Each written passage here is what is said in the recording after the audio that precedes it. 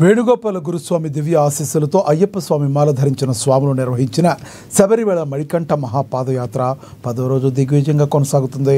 శ్రీకాంత్ గురుస్వామి, యాదగిరి గురుస్వామి, ఆవుల శుక్లశంకర్ గురుస్వామి, రజనీ గురుస్వామి, శ్రీనివాస్ గురుస్వామి, లక్ష్మణ్ గురుస్వామి ఆధ్వర్యంలో ఈ పాదయాత్ర జరుగుతుంది.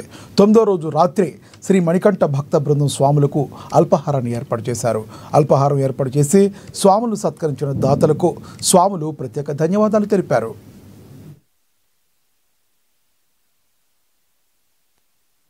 10వ రోజు తెల్లవారుజామున మడాపూర్ నుండి బయలుదేరిన స్వాములు 22 కిలోమీటర్ల పాదయాత్ర చేసి 11 గంటలకి ఉగారై కొండ చేరుకున్నారు.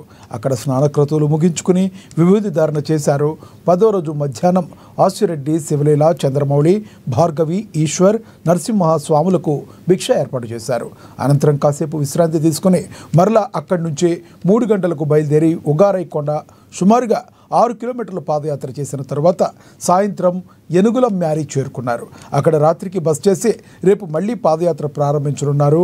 పాదయాత్రలో స్వామియే శరణమయ్యప్ప నామస్మరణతో వారి యాత్ర కొనసాగింది.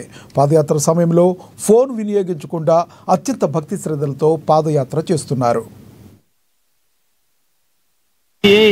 పాదయాత్ర అనుకూల దైవమే రామశరణం స్వామి శ్రీ మణికంఠ పాదయాత్ర బృందం ఇవాళకి 10వ రోజుకి చేరుకున్న స్వామి.